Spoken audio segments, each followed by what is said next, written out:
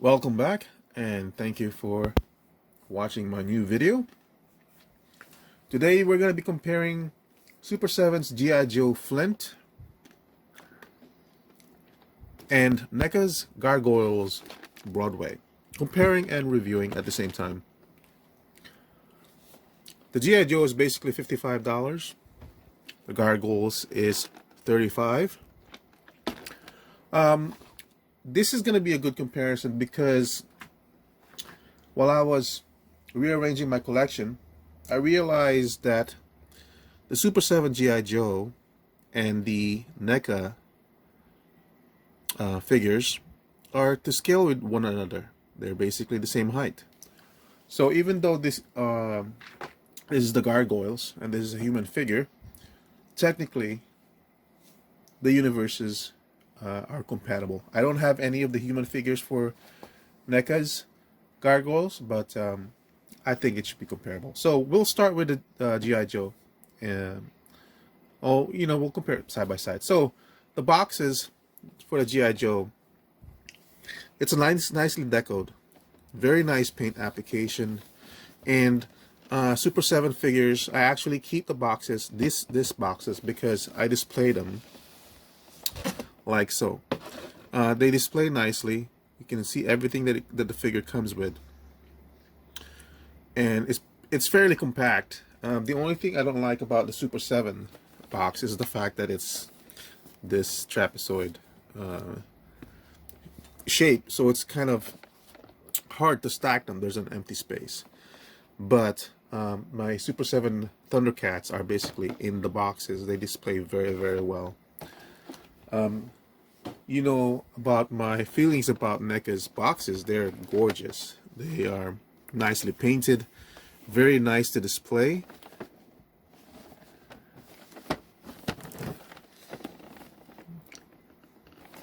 And then you open them up. Again, very, very nice. It is kind of too big, but I can understand why this is so big because of the wings and everything. But again, very, very similar to Super7, where everything is nicely displayed. These are the only two boxes that I keep. I don't really like to keep boxes, but these two I do like to keep. So let me go ahead and start taking them out of the boxes, and we'll review the figures side by side and the value that each one brings to the table. I'll be right back. Alright, we're back. So they're basically out of the boxes, and you can pretty much see laid out in front of you is the accessories that each figure comes with. Flint comes with two extra heads, a beret, the backpack, binoculars, newspaper, a shovel, flashlight, 1, 2, 3, 4, 5, 6 hands, his shotgun with a little bit bent over here, the classic G.I. Joe weapon, a pistol, and that's basically it. And then the Broadway excuse me, comes with a bag of popcorn, turkey, 4 hands, an extra angry head right there in the very corner, some sort of puking thing that I don't understand, wax, and a mace. So let's look really quickly at the accessories. The hands, I suppose I can bring them in if you want. This is some sort of holding hand. They're basically casted in brown plastic. They're not painted or anything. So other than the fact that it's a painted hand, there's really no indication that it's some sort of glove. So it's just brown hands. You have to remember, these are supposed to be like in his hands. These are gloved hands, but there's no stitching to indicate that it's a gloved hand or anything. It's basically just a shape of a hand. It's probably some sort of trigger holding thing. Another one that's holding something, a pointed hand. I believe Duke had the same thing.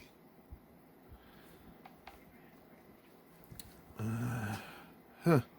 They're so close to each other in terms of how they look. That's really kind of difficult to say. Oh, this must maybe for the binoculars, maybe? Trying to wear these gloves so it's not, yeah, look, for the binoculars. These gloves are making it difficult to hold on to them. I'm wearing them. This is from the Star Ace Toys Blitzwing. Wearing them this just so it's not a distraction as we inspect the figures. And now the shovel. We'll look at the shovel because I know it's a very stupid accessory, but it's still a nicely sculpted shovel. And the paint is nice. Is a nice silver. I mean, I don't understand why they would paint. They would invest so much paint in this one item. Luckily, the pistol is also nicely painted. It's just one paint of one or two coats of silver paint, but I guess it's better than bare plastic, right? Here's the weapon over here. It's mostly the brownish color, but they did paint it some grays over there. Okay. And here's his shotgun over here. Basic. It's kind of cool. I don't remember what the particular episode this one came out on, but you know, it's kind of cool. Folded newspaper. The flashlight. Very basic painting. This has some sort of deco. This one's probably the most complicated decoed accessory, where it's not just bare plastic. You got numerous paint applications. This has got to be, yeah, this is the most, aside from the newspaper, that's the only accessory that's mostly painted. It only has three paints, or two paints, bare plastic, silver, and black. It's a nice sculpture.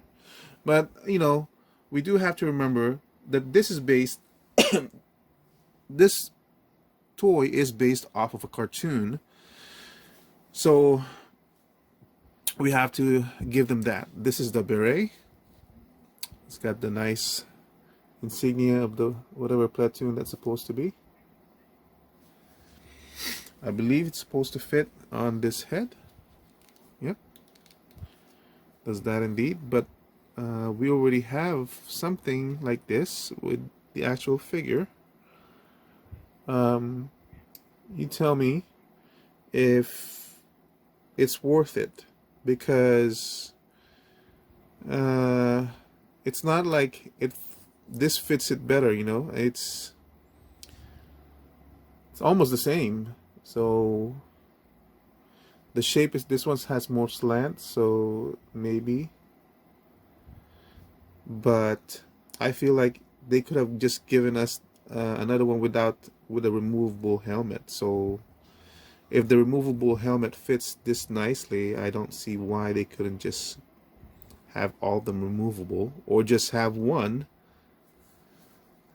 of these berets that you can keep on putting on this head. Seems to successfully work.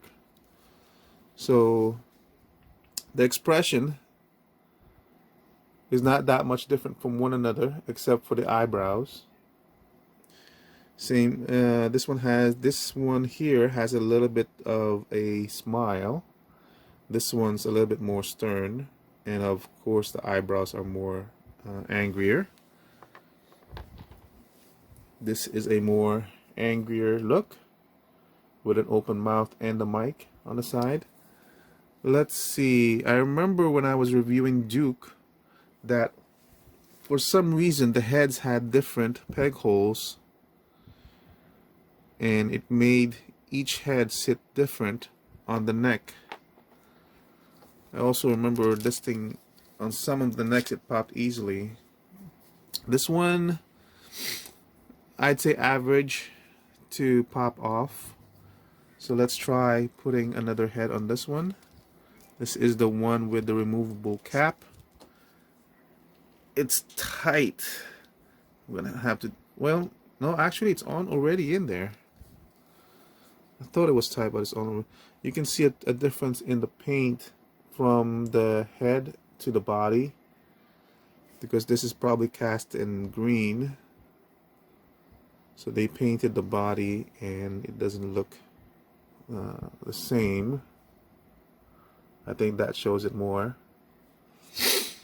And if you look at the hands, bare plastic, painted plastic, and you can see that it doesn't match as well. You can actually almost see that the green is bleeding through the paint. You can see in this one. So now I guess we're just, let me put on the other head again just to see. But it seems like it's not having the same issue as Duke had. This mic is too low. It's probably because it's too soft. This one I can understand with the beret being stuck to the figure, to the head because of the mic, but the other one should have had a removable one. So we'll put him back in with the original head that it came in. So now we're gonna be looking at the paint deco on this body. Well, okay, so let's look at this thing. I was watching, before I got this figure, I was watching Toy Bro, his review on this one, and he was discussing about the changes in the paint applications that Super7 started to do on these figures. So if you had watched my review on Duke, I was afraid of how I was going to receive Duke because of what had happened with the Silverhawks, and I was fairly okay with what happened with Duke because it is supposed to be a cartoon based figure. Now there is now a difference between this figure and this figure that is so plain to see. Duke had minimal painting, but the whole face is painted, compared to Flint's, where the face is not painted at all. Now, as you can see, it's minimally painted. Some shadows on the cheeks, eyebrows is painted, inside is painted, but it's supposed to be a cartoon, so I'm okay with that. It's not supposed to be realistic compared to the 3D rendition that they had. But comparing what happened with Duke to Flint, I can forgive the fact that this is now just bare plastic on the flesh. I can forgive that. But look at the eyes. The difference in the eyes is so bad. Okay? I don't care about Flint not having a blush. I'm okay with the way they painted the eyebrows. I'm okay with that. I'm okay with the fact that they didn't paint the nostrils anymore compared to what they did with Duke. Is that painted or is that shadowing? This is the thing, see? Because Duke does have a flesh tone paint in him, it removes the gloss that's coming from the bare plastic, so you can see a little bit more of the detail coming through. Flint loses that, and more importantly, it loses the eyes. Now, as you have seen my reviews with Hasbro's, I always gravitate towards the face and the head sculpt, because everything else, it's always the head that brings the character out. This is a good sculpt, but why did they cheap out on the paint when they do this kind of a paint with a freaking shovel accessory that I will never ever use, and I can't even connect this to any kind of episode? Why would you cheap out on the face paint? Okay. The other thing too is, like, I really don't like it when companies change their quality in one way to the next. Now, if they're improving their quality, then hurrah, okay? But this is not good. And I also I was watching Toy Bros reviews on Silverhawks. He was mentioning that um, one wave of figure had face printing, while the other one went back to this kind. That's not forgivable, man. That you should never be. A company should never be allowed to do that. That is just horrible, and this is horrible. Okay, now, like I said before, from Duke's review, I'm not going to be looking at this like through a lens magnified all the time. It's going to be sitting on my shelf. But even far away, you can tell a difference between the two. Even far away, you can tell there's something about Duke's face that seems more interesting than Flint. Flint looks like he's on coke or something. His pupils are dilated or something like that, you know. The body paint, it's all the same. I don't mind what's going on with this one. Look, they even painted the forearms for Duke and not for Flint. Okay, so body wise, I'm okay with. It's just, why did they do that? And then even this, I don't really mind because he's mostly going to be standing like that. But that's really a weird design, though. But yeah, that paint is horrible. So articulation, that's it for the up and down, left and right. At least it's not popping off. Obviously, be careful when you're twisting the head because this is painted, so it might rub. The joint is no longer as stiff as Duke's, so that's good. You're not fighting it. Bicep swivel. Remember, this is only a single joint, but it does go up to the 90.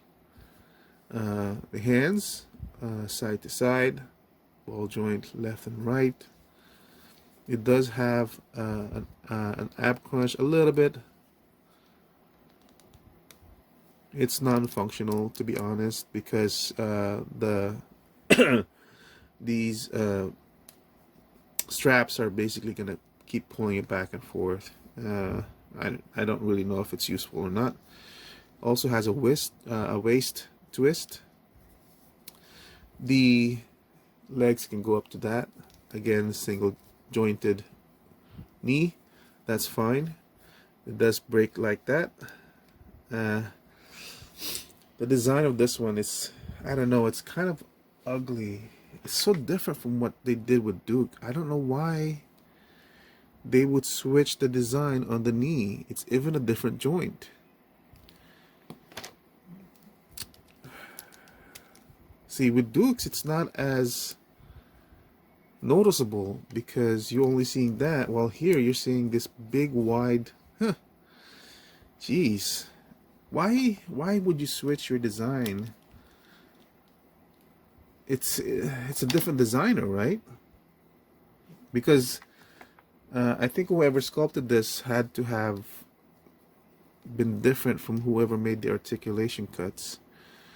You have a boot swivel, rocker.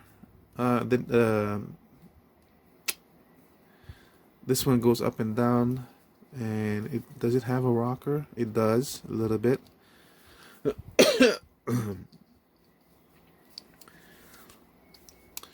The sculpture of the figure is good. It's, you know, it's a good figure look. It's a good looking figure. The silhouette's there. It will do exactly what I want it to do. $55 worth. The laces on the boots look good. Nothing too complicated. Nothing too detailed. But that's fine. Like I said, it's coming from the comic book. But it's just, this is a $55 figure, folks. You know,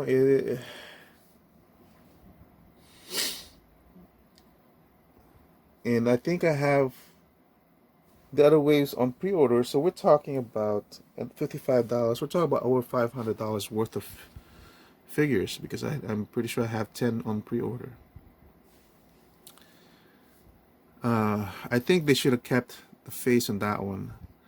As you know, for my first video review of Duke and Cobra, I was already flip-flopping on whether I wanted to keep this, and it had taken 3 pre-orders for me to follow through and 3 cancellations. This is not really giving me much comfort in what Super7 is doing with this line. The sculpt is there, the articulation is there, the movement is there, everything that I need from them is there, except why would you do that to the face? And then of course the change. This is the only thing I also don't like. I really don't like this joint design. You don't really see it. You don't really need, you know, it's not gonna show. I'm not never gonna have, I don't think I'm gonna have Duke. And I just noticed there's no thigh swivel. There isn't any on Duke as well, so okay. $55. Now we're going to NECA's Broadway. Now, as I said, the figure seems to be on scale with NECA's. I kind of thought this might be bigger, but it's not. Huh. Okay, Broadway, NECA. Oh yeah, we'll go with the accessories first. The popcorn, painted, wash. Okay, I'll never have them displayed like that, but still, wash, painted. Yep, bite size, good. I have no idea what this is. Is it a cactus? Puke? I don't know. I don't know. It comes with 2 sets of extra hands. Nails are painted, detailed, a bit of a wash. That's on all hands, by the way. Again, all the way down here, that's all painted. Again, a wash. Nothing too distinct on the paint. It's not like it's a major quality paint job, but it's there, you know, to suggest. Nicely painted, right? And here's the face. Look at that face. Look how much difference a paint job on the face does. I'm telling you, the sculpt is there on Flint, but it just does a disservice to the sculpt when you're just leaving bare plastic. Okay. Look at that. Look at that mouth. Look at the eyes. Even it has the shadowing, an eyeliner, a wash on the ears, a wash on the eyebrows. You guys seeing the difference between the two, right? Okay, now let's look at the weapon, the mace. Look at the wash on the handles, the wash on the silver. 2 different types of silver. One's so clean, so clean. The other one's really nicely textured. It looks very dangerous. Like I said, I can forgive Super7 because it's supposed to be cartoon based. This is also cartoon based though, but they did add a bit of reality to the paint that it just makes it stand out more. And what's the difference between the years when this was both aired? 10 years? 85 to 90? Or maybe 92 for Gargoyles? I don't know. Okay, so let's look at the figure.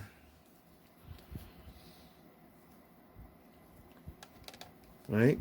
Paint job, paint application, washes on the physique, dark wash, light wash. Look at the shadowing there to emphasize the physique over here. Look at the musculature, sculpture, paint, and this is a unique body. Again, this, you know, Broadway has a unique body compared to the other Gargoyles. Paint application with the wings. $35. So no excuses, please. Don't tell me Super7 is a smaller company than NECA. It's a newer company than NECA. and all that stuff and blah blah blah. Let's not make excuses for a company that should either be giving us what we want or not for $55. That's all that really matters now is the price, right? At this point in time with Super7's history and its distribution with Walmart and Target with their Super7 reactions, they do have the contacts. Don't tell me that you are a limited run company with very small production numbers. Don't tell me that. Don't give me excuses that because they're producing less, they have to charge more, and that they're not producing popular characters. What's more popular, G.I. Joe or Gargoyles? Come on. Okay? Don't give me that excuse now. All I'm saying is that for $55 compared to a $35 figure, I feel like I would give this a grade of a C, and I would give this a grade of an A between the two. A grade of a 10 out of 10, maybe 6.5 for this one out of 10. That's all I'm saying, okay? I feel the value rests on NECA. In terms of the build of the quality, the build of the figure, you know, I know there's always been rumors of NECA breaking down, but I've never had any breakage on my NECA figures, so I don't know. I only go by my experience with my figures recently and everything. Even the wings, the Demona issue that they had, the wings are now a little bit ratcheted. They're actually quite stiff on my figures. I currently have my Gargoyles without their wings on because I'm still trying to figure out how to display them and where to display them and all that stuff. But so in terms of value, guys, what can I say? What can I say that this review hasn't said yet? I believe that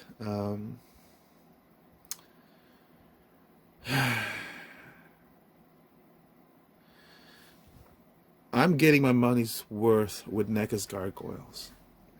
Super7, man. I don't need to know what Brian Flint is going to say. I don't think he can say anything at this point that will make me say, oh, okay, $55 and you're going through all that trouble, you know, sure, you're giving us what we want and all that stuff.